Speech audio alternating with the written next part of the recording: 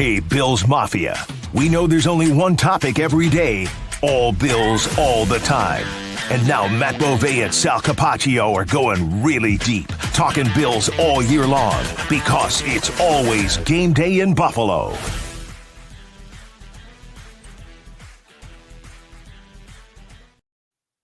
Anything happening this week? Oh, yeah, it's NFL draft week, and the Bills are starting their offseason workout program. So we're here to talk about it all. Welcome to It's Always Game Day in Buffalo. Sal Capaccio, Matt Beauvais. What's up, buddy? Not much. I hope you had a nice Easter. I hope everyone listening had a good holiday. If you celebrate Easter, hope you had a nice weekend. If you celebrate Passover, hope you had a good Passover season. So yeah, we're humming along here. We're getting ready to a very busy time on the calendar, but I also love it. This is one of my favorite weeks of the year, legitimately. It is a really cool week. There's a lot going on. I have to tell you, Matt, I'm very excited for the draft, but I might be a little bit more excited at this particular point in time to. I have not played golf yet this year. I got fitted for a driver over the weekend. Ooh, and I got a new exciting. driver, and I don't have it yet. They had to order it because of the specs, because I'm left-handed too. They didn't have it in stock. So I got fitted for a driver, and it was really cool being on the simulator. And I had been fitted for irons before, but the truth is, I don't think I'm good enough to have ever really cared to spend a lot of money on a driver. You know what I mean? I always say, like I say to my son, Max, who plays baseball, who always wants the best, awesome bat. I'm like, it's not the bat, it's the kid swinging the bat, right? So I'm like, it's not the driver, it's me. But definitely getting on the simulator, there was definitely a difference between some of the different things I was doing. And you'll understand this, maybe some of our listeners will, but I've been using either I have two drivers, a 9.5 and a 10.5 loft. And we figured out I should be using a 9 loft, and literally was carrying about 20 yards further on my drive on the simulator. What'd you go with? What'd you pick? All right, I'll say it. It was a Callaway Paradigm. Okay. Yeah, no, it's a popular club. I totally get it. I'm excited for you. That's maybe we'll be taking some of your drives and scrambles that we play together. Maybe we'll be clocking in. I actually just got a new putter. I haven't gotten it yet, but all right. I'm switching from a blade putter to a mallet putter, which is a huge Welcome change. to Team Mallet, baby. But I'm a mallet guy. I'm going to be Team Mallet now. It's going to be I'm excited for the transition, and I'm excited to get out on the golf course. Yeah, for sure. Me too. So we're very excited about all that. The weather is kind of getting to that point where it's going to start happening soon, but not able to play this week, which is okay. I'll wait for my driver to come, then we'll get out and, play at some point coming up after the draft, after everything settles down. But in the meantime, a whole lot going on with the Buffalo Bills, not just the draft this week, but let's turn the clock back a little bit, because we have not spoken. In fact, some people said, you guys going to do an emergency pod. We weren't able to do it at the time, but we're here now to talk about the re-signing, I guess you'd say, of Tre'Davious White. He comes back to the Bills after a 1-year absence with the Rams and the Ravens. Now, to you and I, we had both heard rumblings that this could happen. Not necessarily it was for sure, but the Bills have been looking into veteran corners. That was one of the names for sure that I had heard. And here we are with Tre'Davious White. What does this mean to you or do for you when it comes to the Bills roster in the draft? So I think it's a insurance policy with a glimmer of potential, because I like Tre White, the player. I know that he has taken a step back in his career. I know last year did not go according to plan with both the Rams and then the Ravens. He played a little bit better when he was in Baltimore than he did when he was in Los Angeles. But to me, it makes it a little less pressing to go out and find a cornerback who can immediately step in and play. I still think that the Bills are going to be drafting a cornerback in the first or second round. I really do. But I don't think they absolutely have to play right out of the gate for the Bills. Like, I think Tre White could probably give you some decent reps for a couple weeks or until whatever that player is available and ready. Like, you think about Cole Bishop last year. I think we all probably thought Cole Bishop was going to be the starter, and then he gets injured in the summer, and then all of a sudden they got these questions at safety. So I feel like this is a little bit of an insurance policy like that. And I also think it bumps Dane Jackson down on the depth chart, which is, a good sign for the depth of that position. So I have no issue with it. I think the issue that most people have is the money, right? Because they see the money that's reported. But I beg you to all please remember, up to does not mean that Tre White is getting paid $6.8 million. It means if he reaches every incentive possible, then that's what he's going to get paid. And a lot of those incentives, he's probably not going to even sniff. So I think that it's a good value signing, and I also think it's definitely the end of Rasul Douglas' time in Buffalo. Like, I think that this means they're not bringing him back as well. I agree with pretty much everything you said roster-wise. I am It is interesting that you said it. It caught my ear that you said it bumps Dane Jackson down. Would we right now, just right now, put Tre'Davious White opposite Christian Benford as the starter before they do anything else? Yeah, You think? right now I think we would, and then I think there's the potential for them to draft somebody on day 1 or day 2 that would kind of slot in as like the 2B to Tre'Davious White's 2A. I think he's got a chance to start, but doesn't have to start. So the only area where I say that, I just want to clarify and maybe disagree a little bit is the money, because I agree with you about what you said. Don't forget about the money. But here's the issue I have. The dead cap. You're already stuff, right? counting over $4 million for him Mhm. on a contract from last year that they moved on from. That doesn't go away. So Uh-huh. any money he's being counted for this year is in Mhm. addition to $4.13 million on the salary cap, which is dead money from the previous contract left over. Now, the other part about that is we don't know that. I don't really know, and you don't know exactly where the incentives lie. But my guess is actually the incentives will be reachable, but they'll be counted as not likely to be earned because he didn't play much last year, so he can't. So the way it works is if you hit a certain mark the year before, they have to, and then you say that's your benchmark this year, it counts on that year's salary cap as a likely to be earned. My guess is he'll have some incentives that he can reach, like Matt Milano has incentives he can reach. But since he didn't hit those incentives last year, once he does, it won't come until next year's cap, 2026. So I'm okay with that, which is fine. And it's exactly what you're saying, which is either way, whether he hits the incentives or not, my guess is they're going to count like probably just close to the minimum. But Matt, we're still talking probably that means a good $5.5 to $6 million at least on this year's cap. Yeah, it's but when you say $5.5 $6 million at least on this year's cap, that's including the 4.1 that they were going to be on the hook for regardless. So I understand, but I think when they did it, it was an attempt to make their roster better for last season. And now why they're doing it is because it's an attempt to make their roster better and give them more depth for this season. This is a minor kicking of the can down the road, which is what you see a lot of times now with the modern NFL, right? It's like, hey, we're going to try and figure this out and address this next year or in a couple of years when we have to. But right now we want to be as competitive as possible. And I know, and you know, just from different conversations over time, Sean McDermott adores Tre'Davious White. And I think Sean McDermott still believes that he can get something out of him and get some really good football out of him, which is why I think it makes sense to me, whether this is fair or not. Doesn't it feel like they chose Tre maybe over Russell Douglas? Like, think they can get more? Yeah. 100%. I agree with you that this is kind of the end of the line for the Bills and Russell Douglas for sure, based on this move and the Dane Jackson move. I mean, let's look what they did at corner this offseason. They basically traded Kyer Elam and Russell Douglas for Dane Jackson and Tre'Davious White. That's what they've done. There you go. So it's like turning back the clock a little bit. And I understand that to some people, it's like, oh, well, what are you doing? And I think that's fair. But I really do think they value, I guess, just people who have knowledge of the defense. And I think in a lesser role, Tre White could be a good player, right? Like Christian Benford has evolved into this guy who's going to be their number 1 cornerback. I think having Tre as a number 2 or a number 3, like, would make you feel pretty good about the depth at the position. Like, what if they, we're going to talk about the draft in a little bit. If they draft somebody in the first round at cornerback, let's say Tre Amos, that's a name that a lot of people are connecting to the Bills. If they draft Tre Amos, all of a sudden your cornerback depth chart, I think you feel pretty good about with Christian Benford, Tre Amos, Tre'Davious White, Dane Jackson, Jamarcus Ingram. Like, those are some very serviceable, solid names for a team. I don't disagree with that at all.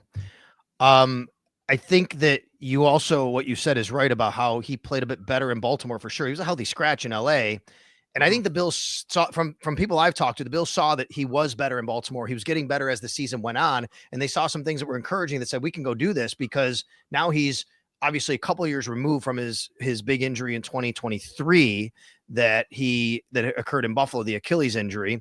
And I do want to point out, Tre just turned 30. He's not super old. Now, granted, once you get to 30, 31, that's Russell Douglas's 31, I think. But, he's only 30. I say only. That's not as old as I think a lot of people probably think of him as being, because he's such a kind of an old soul. He's been in Buffalo. He's Sean McDermott's first ever draft pick, right? I mean, but you never know. Maybe he is to a point where he can be more of, not fully, what he was as an all-pro a few years ago, but maybe more so in that line than what, he had been the last year or so coming off that injury. We'll see what happens there. I agree with you also that this doesn't preclude them from taking a corner, but I've never felt they're going to take one in the first round anyway. I think what this does is embolden me even more, Matt. I think I'm more entrenched in what I've been saying all along, which is they'll draft a corner on day 2 at some point.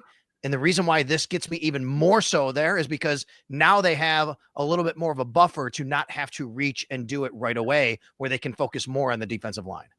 I don't disagree with that. The only thing that I'll say is, once again, not a general manager, but I have spent so much time with all of the mock draft simulators over the course of the last couple of weeks that it feels like I always like how the roster looks more when I draft a corner first for the Bills than when I draft a defensive lineman first, just because the cupboard gets pretty bare once you go on that run kind of in the mid to late second round on cornerbacks. Like, you get to the guys like Benjamin Morrison's and Max Harrison's and players like that, Revel from ECU. Like, those are the guys that start to go before the Bills are on the clock. And then after that, it feels like there's a pretty big drop off. So that's why I think the Bills, you know what I really feel as we get closer to the draft is I think they're going to trade back again.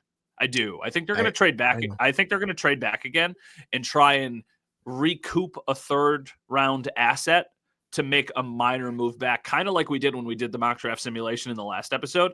Like, those are the things that I could see this team doing. I could also see them trading up if there is going to be a run on defensive linemen and they've got like a guy who they're like, hey, we really like this player, but we don't think he's going to be there at 30, but we think he might be there at 26. And they use one of those 4th round picks to try and move up. And I just don't see a world where they would part ways with either of their 2s. I think those are too valuable for them right now. Yeah, I totally understand that. I'm also of the mind of maybe they're going to trade down. Judging by what I'm reading, what I'm hearing, and I think you'd agree, this seems like it's a draft where there aren't many first-round gradable players, guys graded out in the first round, according to what we normally get. Now, you're never going to get 30. Mostly you'll get 20 to 25 guys that have first-round grades consensus. This feels like a draft where it's like 15 at the most. Look, if the Bills really want to get a first-round talented player at 30, they're going to have to move way up to be able to do that. And I just think that would be way too costly. So then your option is you take somebody at 30 who you don't really have a first-round grade on, which you might just have to do, or you trade down and trying to get more value. And I think that's kind of what happened last year. Yeah, what I'm very interested to see is we always hear general managers say, like, oh, we take the best player available, whatever. Like, I get that a lot of that is true, but a lot of it's also nonsense. I wonder if we get to a point where the Bills are at 30 and there's a really good player at a position that maybe isn't a massive need on the board, if the Bills would be okay with taking that player, or if they would prefer to trade back, take a player that's more of a position of need, and then also try and recoup an asset. Like, that's what I'm really interested in, because there could be a really good safety or a really good wide receiver that's on the board at 30, but maybe they don't think those are the most pressing positions that they need to address. I would really be interested to see how they handle that. And I think I know how they'll handle it. I think they'll make a trade back, or they'll try and trade up to get a position that fits kind of more into the window that they're currently in about trying to field the most competitive team possible. What I've done is over the last few years, I've tried to say it in a different way, because I agree with you. It's not true best player available, because if the best player available at 30 is a quarterback, they're not taking him. Let's be honest, right? So it's not true best player. What I always like to say is it's best player available at a position that you can use him, right? Because you can argue wide receiver you can use. It doesn't to what level of use, or maybe even the better way is best player available as long as it's not at a position you totally won't use. I think that might be the better way to say it, but it is still best player available in that regard. So, we'll see where they lean there. All right. So the draft is on Thursday night, round 1, Friday nights, round 2 and 3, Saturdays, the rest of the rounds. Before we get to that, just operationally, the Bills also began their offseason workout program on Monday. We are going to be down at One Bills Drive on Tuesday. We're going to hear from Josh Allen about workouts, hear from Brandon Beane about the draft. 85 days since the Bills were last on the field, Matt, in Kansas City against the Chiefs. Really? 85 days it's been since the Bills got back together. And if you think camp will start on July 25th, which is about it, I don't really know the exact date, it's 95 days till then. We're almost at the exact halfway point. In fact, the draft might be the exact halfway point between the last time they were on the field and the first time they'll be back on the field for training camp. Feels like it just ended a couple days ago. I know. To me, it feels like a blur that the season has ended. Yeah, that is a big surprise to me. All right, well, I'm excited. Admittedly, like I said, I love this week. I don't love this week because voluntary workouts. I don't really care about that, but I do care about the draft. So I'm excited. Now, do you care though? Wait, do you care at all? Maybe right now, not expecting it. Is there a storyline of James Cook right now for you? No. Not No, showing up or think not so. showing up. It's all voluntary. Lots of guys don't. We got pictures from the Bills this morning on social media. We saw Josh, we saw Dion, we saw Matt Milano, Greg Rousseau. Didn't see any James Cook. Is there anything there I you'd be haven't paying attention to? The one thing I didn't specifically look for James Cook. I was looking for new players. Now they didn't post any new players, which I thought was a little interesting. Like I was like, oh, I feel like if Joey Bosa was in town for a voluntary workout, or if Josh Palmer was in town for a voluntary workout, you would have probably tried to use the PR machine to get that out there. They could absolutely be there. And we're going to get video from the team probably in the next couple hours here, whether it's today or tomorrow. So my guess is that they have a very strong attendance list for these next couple weeks. Yep. But, there'll be a couple guys here and there that are popping in and out. I mean, life happens, right? Like, yep. Maybe somebody's got a friend who's getting married. Maybe somebody's got a significant other who's expecting, or a family member who's expecting. Like, there's a lot of things that could keep a player away from voluntary workouts. Maybe they're getting married themselves, like the MVP quarterback will be this offseason. Yeah. Yeah, but it's not around voluntary workout time. It's around mandatory time, which throws an interesting wrench into the system. Yeah, it is around there. It's a little, that's right. Yes, at the end of May. So we'll see how that all works out for Josh Allen, of course. All right, well, the draft is on Thursday night. Before we get into what the Bills might do, I promised you last week. I've been on this for a while. Now, here's the genesis of why I'm doing this. This is nothing specifically has to do with the Kansas City Chiefs, or Brett Veach. But for a while now, we've debated Brandon Beane's drafts, and we did this whole thing about ranking his draft picks, and we did that a few weeks ago. And I've always maintained, look, I don't think Brandon Beane is any better or worse, really, than any other drafter out there. I think they're all kind of the same. And as much as we put that list out and we showed the graph of all his draft picks. Oh my God, Matt, how many people said, look at all those misses. And I'm like, well, look, everybody has misses, but I don't think these are misses. Some of them, they're just guys who in the 5th and 6th round have contributed. Those aren't misses to me. And then I said, but look, you could go and do the same thing for Brett Veach. Brett Veach has had just as many misses as the Bills. And the reason why I chose Brett Veach, let me explain. A, it's the Bills' rival in the conference. They've won Super Bowls. We know that. But B, he actually was hired at the exact same time as Brandon Beane. So they have the same number of drafts under their belt since 2018. So what I've done, Matt, is I've actually put a side by side. I'd like you to look at this and you tell me your thoughts on each of the rounds and who's done it better. Now, we're going to go to round 1. I took out Josh Allen. I just don't think it's fair to put him there. That's why he's not on this list. Okay. I just took him out. The yellow number, we can debate this all we want, but I don't want to get caught up in that. I just had to do it in some way that makes the most sense. The yellow number is Pro Football Reference weighted value to the player's career so far. That's basically them saying how good they've been in their career. So that's why I ranked each one of them. On the left is the Bills. On the right is the Kansas City Chiefs. Now, obviously, Trent McDuffie at 28, he's not as high as Edmonds because he's only played a couple of years. Trent McDuffie he's already been in the league several years, but you can at least see where they are. Take a look at round 1 and then take a look at round 2. Would you give an edge to either guy drafting in either round? Well, I'm going to start with round 1 just because my brain can't work that fast. I will say I'll give the edge to the first round is close. But the best player is Trent McDuffie. The most impactful player of anybody on either team, and on that list is Trent McDuffie. After that, I feel like you can have the conversation about like Ed Oliver against Karlaftis and stuff like that. But in my head, I think of Karlaftis making several big plays in big moments for the Chiefs, even a couple of them against the Bills, right? Like Karlaftis chases down Amari Cooper on a screen pass that could potentially be a touchdown a couple plays before Dalton Kincaid drops a ball at the end of the game and the Bills lose. So it's like, okay, Karlaftis didn't make the huge sack at the end of the game, but he made a play that potentially saved a touchdown for the Chiefs. So I'll say it's close in the first round, but the best player edge goes to Trent McDuffie. The second let's look at the other way for a second, though. I would also tell you, I think Clyde Edwards-Helaire is just as much of a miss as a first-round pick than anybody you could put out there. I don't think Clyde Edwards-Helaire is as much of a miss as Kaiir Elam. No, 100%. You're right. I agree with that. I mean, like, I don't think he wasn't a good pick.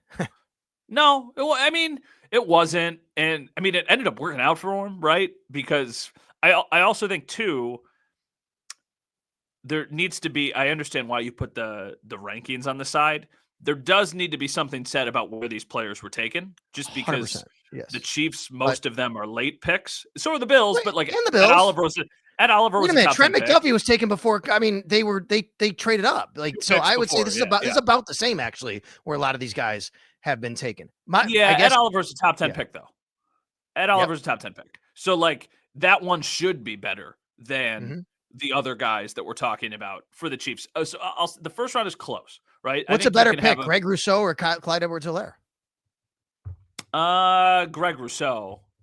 Greg Rousseau, positional Totally is. value. Yeah, Yes. for sure. Yeah. Okay, let's go to second round. Let's go to second round. I think this is where the Chiefs and Veach have been very good compared to the Bills.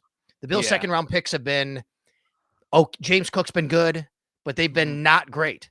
The second round for the Chiefs has been very good under Brett Veach. I mean, let's say what have been hits and what have been it's not as simple as misses, but for the Bills, James Cook is a hit. Osiris Torrance is a hit. Everything else is either to be determined or a miss for the Bills. Chiefs have more picks. Creed Humphrey is a hit. Willie Gay is a hit. Juan Thornhill is a hit. Nick Bolton is a hit. McCole Hardman. Well, Rashee Rice is definitely a hit. We think, yep. We said, think. obviously the injury. Sky Moore is not. He's a total miss. No, that's so a has miss. Breland Speaks been. Yeah, I would say, there's more hits in the second round for the Chiefs than the Bills. Okay, let's go to third and fourth round. I think this is where Brandon Beane catches up. Third and fourth round. Yeah. Now Derek Notty's been a nice pick. He's not with them anymore, but that's okay. For this exercise. So Devin Singletary actually has the highest of the value, even though we didn't rank him as high. But the Bills' third round has been excellent, I think, especially compared to the Chiefs. And I think even in the fourth round, I think Brandon Beane really beats out Brett Veach in these rounds. So the third for sure, as I'm looking at to the left, the best player on this page to me on the third round is Spencer Brown. He's a fantastic right tackle now. And they've gotten some other very solid contributors. I mean, they got a couple, let's say, misses in there too, but it's not crazy. And then the fourth round, 2 absolute hits and 1 to be determined, but trending in that direction. To the Chiefs' credit, L'Jarius Sneed in the fourth round is a hell of a pull. But so is Taron Johnson. Taron Johnson's also a hell of a pull. You know what stands out here to me? Brett Veach has had a very bad fourth round. Yeah. But I think way more misses than you need. If you're a Chiefs fan, you are saying you have to be better in that round. But I don't know. I'd rather. I'm not saying because we just did the exercise. Hitting in the earlier rounds is more important than hitting in the rounds where it's okay to have more misses. Right? Okay. I'm just trying to compare the two and how they've done. You want them to be better, but fourth round is still pretty important. Yeah, fourth round is probably the line in the sand of like you should probably be getting somebody that's relatively impactful. You know, I mean, let's go to the fifth round. Let's go to this. I had put this separately because there's so many. Our heads are now cut off. Yeah, there you go. That's okay. That's fine. Fifth round because there's so many. It was so big, so we went with one. It's really, yeah. So here you're getting a lot of misses on both sides, but how about look at this? Both teams have guys that just didn't play, and that's okay in the fifth round. But really, it only comes down to 2 players for each, and then Saria Neal, I guess you could count as a nice special teams player over the years. Yeah, I mean Wyatt Teller's the best player on the board. Yeah. Brandon Beane deserves credit for drafting him, but then I guess deserves the criticism for trading him a year later. Khalil Shakir has turned into a very good player for them. Noah Gray has turned into a very good, secondary option for their offense. So yeah, I would say a lot more misses though on the board. Okay, let's go to round number 6. I think the Bills have done an excellent job here. All things considered, they are 6th round picks. Benford, Hamlin, Bass, Ray McLeod, who has resurrected his career a bit. Jaquan Johnson was a 4-year starter on special teams for the Bills. When you get that out of a 6th round pick, I think that's good. Now, Trey Smith has been an excellent offensive lineman, but after that, there's a lot of, you could go a lot of different ways for the Chiefs. Yeah, I would say Trey Smith, Christian Benford, those are the names that immediately stand out when I'm looking at this list.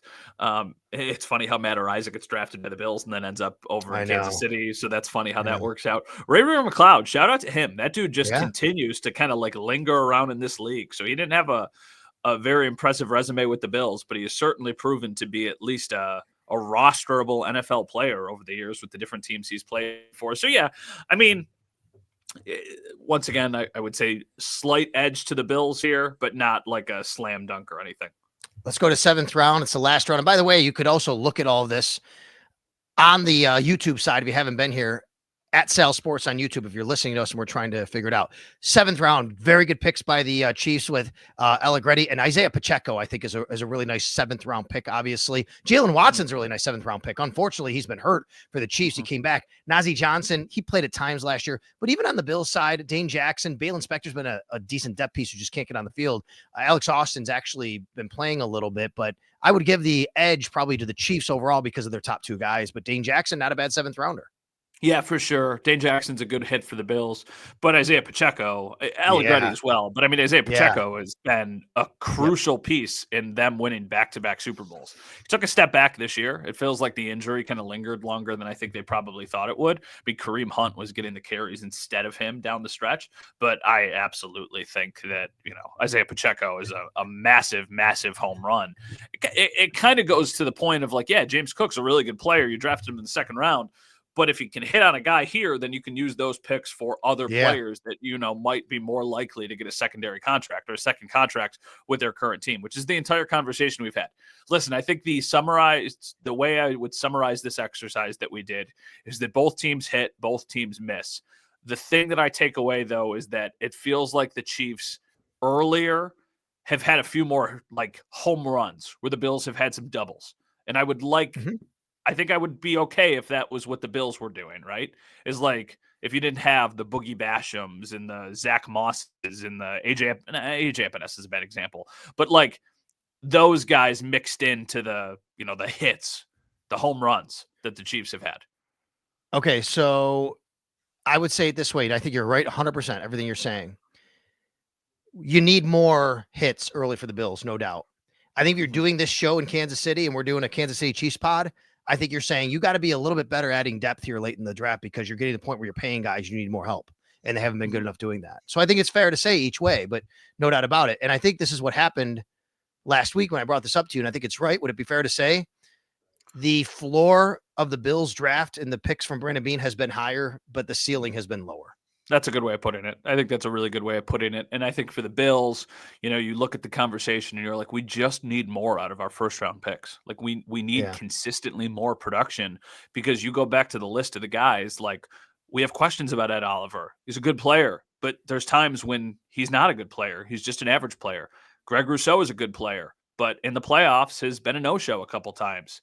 There's guys on the list who haven't been good players or still waiting to prove if they can be good players. That's the frustration, I think, from the Bills standpoint. All right. Well, we did that exercise and you're free to comment as well. I just think it's like I said, I think you can do that with a lot of guys. I don't think Brandon Beane's nearly as had many misses as people want to say, but we look at things. The reason is because I think fans just have a tendency to not have the perspective of the league when we analyze a lot of this stuff. But either way, feel free to tweet us at Sal Sports, at Matt_Bove. What do you got for us on the draft coming up, Matt? What do you want to talk about before we end up here? Well, let's each give like 3 players that we love as fits for the Bills. And that can be on day 1, that can be on day 2, that can be on day 3, whatever it is. We didn't really talk about this beforehand. We just said, hey, let's give a couple names. I have done so much stuff we're getting ready for a draft special. You have different conversations, Jordan Reed, ESPN, Field Yates, ESPN, different people at the combine. So I feel like I've got a pretty good baseline of knowledge on certain players who I think would be really strong picks for the Bills. So you want to go first? You want me to go first? It doesn't matter either way to me. I'll go first. The guy that the position I think they're most likely to address, and the guy I would love to be there, but I just don't think if he will be, that I'd love him because I think he'd be a great fit for the Bills, is Derek Harmon. The defensive tackle from Oregon. He's close to 6'5", 313 pounds. He's not super big, but he's not undersized either. I think he's got the right kind of body you want there. And he's not going to be the necessary penetrator, but he did have 5 sacks last year, but this is a guy that can anchor. He can do a lot of things. He can be a real flexible piece for you there that can be that true kind of run stuffer that can also add a little bit more as well. He's got a really good game. Did you see the report today? I forgot who had it. Brian Brodus. He is with, I want to make sure this is right. He's in Green Bay. So I think he's on the radio in Green Bay. And he did something about how Derek Harmon, he has heard, could slip because of medical concerns a little bit. Now, that would be a very interesting, because Derek Harmon, I think right now the Bills don't have a chance of getting him if they stay at 30. But if there's a little bit of a These medical concern, Don't these things happen all the time around draft week? every time, every Yeah. year, it feels like we're talking about Yeah. somebody with a medical concern that doesn't end up being a Yep. significant concern. So who knows if they actually slip? Okay, so then I'll stick on the defensive line. It feels like the more attainable guy, if you stay at 30 or make a minor trade back, is Tyleik Williams from Ohio State. I think that Mhm. this is a name Bills fans should know about just because he has a skill set that I think would be a strong fit with what the Bills already have on their roster. And I also think he's just a player who's attainable because of where he is expected to be drafted. Now, I will say, from a lot of the stuff that I've read and a lot of the conversations I've had, don't be surprised if he sneaks his way into the first round. Like, I don't think it's out of this world that the Bills could draft him at pick 30. I think ideally they would make a minor move back and try and still get him. But Tyleik Williams is a name I think a lot of Bills fans need to keep on the back burner because I think he could make a lot of sense for the Bills. I'm pretty sure he visited with the team, and I think he is a name that we should keep our eyes on. Okay. I'll go. What, you want to go second then? Yeah, sure. I'll go second. Okay. I alluded to it earlier, but it's funny. I asked both Field Yates and Jordan Reed from ESPN a similar question. I was like, give me a guy who just makes a ton of sense for the Bills. And they both said Tre Amos. They're like, listen, the skill set, the type of player he is, the production, the size, every single thing kind of checks the box of what the Bills are looking for. So this is a cornerback from Ole Miss who only spent 1 year at Ole Miss, and he was a productive player before then, but really started to shine once he got there. I think that he's a long corner, but he's athletic. He checks a lot of the boxes. If the Bills draft a cornerback late first round, early second round, that is the name I think it will be. I think the first wave will go. The first wave is guys like Jahdae Barron will be gone, like Travis Hunter will obviously be gone. Like those players will be gone. But if they stick around, I think he fits more what they want to do than a player like Max Harrison. Just from a skill set standpoint, a size standpoint, they like long corners who can tackle and can play zone. And Tre Amos does that. All right. I'm going to stay with that theme, and I'm going to say Darian Porter of Iowa State. I think he does all of this as well. He's actually taller than Tre Amos, 6'3", 195, right? He's huge. Yeah, I mean, this is a guy that I think would be perfect for this. He's got all these traits that I love. He reminds me a lot of, you've seen the comparison of Tariq Woolen, and I thought the Bills would love Tariq Woolen when he came out. They didn't draft him. I loved him. I thought that would be a perfect fit. So to me, this is a guy where he would fit right there. So I don't know if I have another guy here. And he's a day two player. Darian Porter, which I think fits what we're talking about for the Bills. So I like that. All right, I've got one more. Do you want to go first? Do you want me to go first? You go ahead. It's so hard for me not saying a wide receiver because I am so on board with the wide receivers. I'm going to go with safety Xavier Watts from Notre Dame. And it's not even just because of the position he plays. Like, a lot of people will hear this and they're going to be like, Matt, why would the Bills draft another safety in the second round? They just drafted Cole Bishop. Mm-hmm. It's like, well, you need two guys to build around for the future. And I have no issue if they think Xavier Watts is a ball hawk. He's a playmaker. Like, he's not like the best athlete, but still a good athlete who I think would bring some real juice to that secondary and I think could get on the field right away. Like, I think you would feel really excited about the possibility of a Xavier Watts Cole Bishop combination moving forward as kind of like the safeties for years to come if they develop into what you think they're going to develop. But I could see the Bills really liking the Xavier Watts skill set from Notre Dame. All right. Well, I'll stick with wide receiver and say Ty Felton from Maryland. 4.37, a close to 40-inch vertical. You're getting the speed and you're getting a catch radius and other ways to go about it too. But I think they really want a fast receiver. I think that's a guy that I think would fit for the Bills that I'd really like and think that you could put him in and he could contribute in year one. Yeah. The other names that I'll say a couple wide receivers, even though I'm cheating a little bit. So Savion Williams from TCU is a really interesting player. Do you know much about him? He's more of like a day 2/ early day 3 pick. So this dude is 6'4", ran a 4.48. He is used as their wildcat quarterback running back at TCU. He can throw the ball like 75 yards. He could be immediately a red zone weapon of like, hey, you want to not have Josh Allen do every sort of quarterback sneak possible? Stick this dude in the wildcat and like let him work. But he's also got the frame of somebody who could stretch in the size of somebody who could be utilized in a lot of different ways. He's not like the most pure route runner. other like strictly speed guys that a lot of people have tied to the Bills. I mean, if they're sticking on day 3 or day 2 would probably be like Jalen Royals from Utah State. He's just an absolute burner.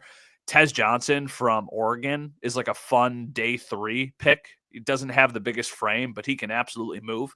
The other name that I'm very interested in is what happens with Isaiah Bond, because Isaiah Bond was somebody who had a visit with the Bills, who has serious speed. The rumblings were, hey, he could beat Xavier Worthy's 40 time. He didn't really even sniff it. He didn't have a great 40. But then there was the stuff where he, a couple, I don't even know, because I don't think he was charged. He turned himself in. So like that doesn't scream Bills at all. So I wonder if he's just even on their board anymore. But you wonder if he's available like on day 3 or something like that, if a team would jump up and take the risk. All right. It is Thursday night. We're going to have a lot more coverage for you. WKBW TV Channel 7 is where Matt is. WGR Sports Radio 550 is where I am. We're going to have Brandon Beane and Josh Allen speak on Tuesday. We'll have full coverage there. Thursday, round 1 at night. Who knows if the Bills pick or not? They didn't last year. We'll be back at it on Friday for round 2 and all day Saturday. And the Bills do a nice job of keeping us fed down there. We got a couple of long nights and days. Yeah, for sure. We you're going to have coverage nonstop. The draft is on Channel 7 locally on ABC. Our coverage at 7:30. We got a pre-draft show. We're going to hear from Brandon Beane live on Thursday night, so that's always fun. Get him right before the draft. I'm going to ask him straight up, "Hey, are you going to pick tonight? Because if you're not, I'm just going to go home. Like, don't waste our time if you're going to trade out of the first round, or do something cool. Like, that's what I should tell him. Like, do something cool, man. Like, trade all the way up. Go do something crazy." Thanks a lot to Mike Robier, our producer. Don't forget to subscribe on the YouTube channel at Sal Sports. Of course, wherever you pod, iTunes, Spotify, anywhere else, Odyssey app. Till the next time and after the draft, Matt and I will come at you sometime during the draft, I'm sure. Thanks a lot for watching, listening to It's Always Game Day in Buffalo.